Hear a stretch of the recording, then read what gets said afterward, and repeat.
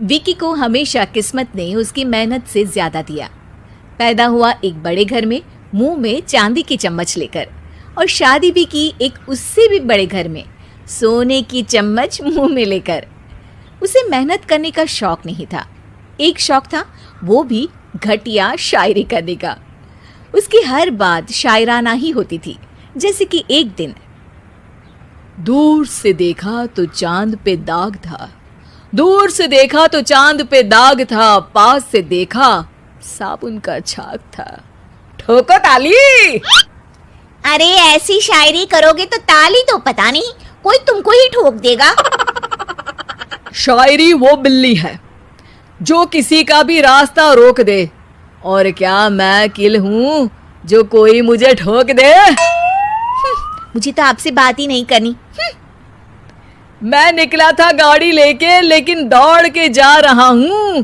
मेरी शायरी कोई नहीं सुनता, मैं घर छोड़ के जा रहा हूं। धीरे बोलिए जी, मम्मी पापा को पता चल जाएगा तो तुमको सच में तुम्हारे मायके भेज देंगे। सस्ते साबुन से मेरी कॉलर चमकी नहीं, सच में चला जाऊंगा, मेरी बात कोई धमकी नहीं।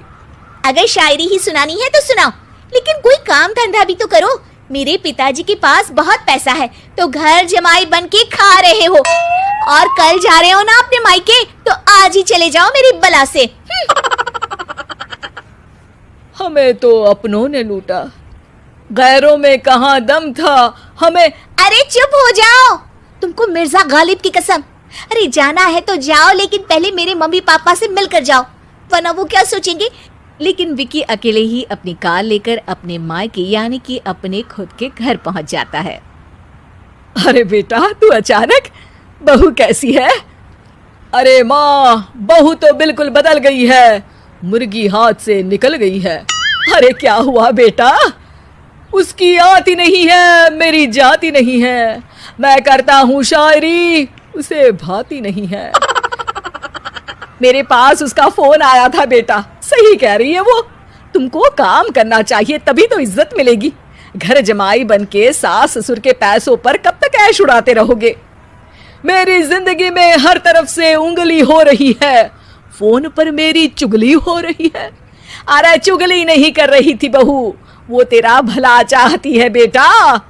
सूखे हुए कपड़े को भी गीला कह रहे हैं लोग, चुगली करने को मेरा भला कह रहे हैं लोग। ठोको ताली। ये सुन के माँ अपने हाथ से अपना सर पीट लेती है।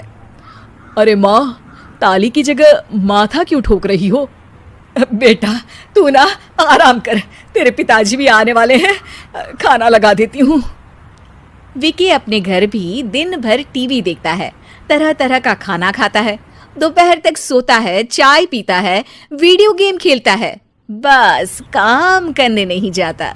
घर में नौकर चाकर है तो बिस्तर से हिलने तक की जरूरत नहीं पड़ती। कई बार तो विकी अपने नौकरों को बिठाकर शायरी सुनाता रहता। कब जाओगे बेटा? अरे कैसी बात कर रहे हैं डैडी, क्या आप मेरे फादर नहीं? आप मुझे भगाना चाहते हैं क्या? ये मेरा घर नहीं। अरे नहीं बेटा, तुम्हारा ही घर है, हम तो चाहते थे कि तुम यहीं रहो और मेरा काम आगे बढ़ाओ, लेकिन तुम ही चले गए घर जमाई बनने।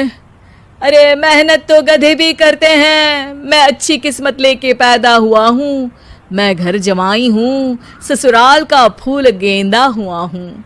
ठोको ताली। पिताजी और माँ सच में ताली बजा देते हैं। ऐसा पहली बार होता है जब विकी की शायरी पर किसी ने ताली बजाई हो। अरे आप लोग सच में ताली बजा रहे हैं? हाँ हाँ बेटा, तुम्हारे ससुर का फोन आया था, बोला जब तक घर जमाई जी कोई काम ना करने लगे हमारे यहाँ मत भेजना।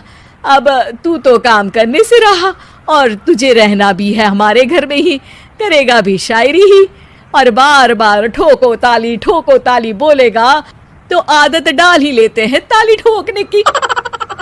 विकी उसी वक्त खड़ा होता है और बहुत गुस्से में सीधे ससुराल के लिए निकल जाता है। फिर से आ गए? लेकिन सुमन को देखते ही विकी पिघल जाता है। अब सुमन, आई एम सॉरी, आज से ना मैं सिर्फ शायरी ही नहीं बल्कि काम भी करूँगा। तुम अपने ऑफिस में बात कर लेना, कोई भी मेहनत का काम कर लूँगा। मैं घर जमाए बन के रहूँगा लेकिन काम करूँगा और इज्जत से रहूँगा। मतलब सिर्फ तुम नहीं आए हो, तुम्हारे साथ तुम्हें अकल भी आ गई है। मैं अपने कारखाने का मैनेजर बनाता हूँ तुमको, कल से मेरे साथ चलना वहाँ। थैंक यू ससुर जी। थैंक यू से काम नहीं चलेगा, एक शायरी सुनानी पड़ेगी। है जरूर जरूर। ससुर के पास पैसा होते भी मेहनत जिसको भाई है, वही सच्चा दामाद है, वही अच्छा घर जमाई है। ठोको ताली। सब विकी की शायरी पर ताली ठोक देते हैं। शिक्षा, जब किस्मत आपको बहुत सारा दे दे तो उसकी कद्र करनी चाहिए और मेहनत करना कभी नहीं भूलना चाहिए।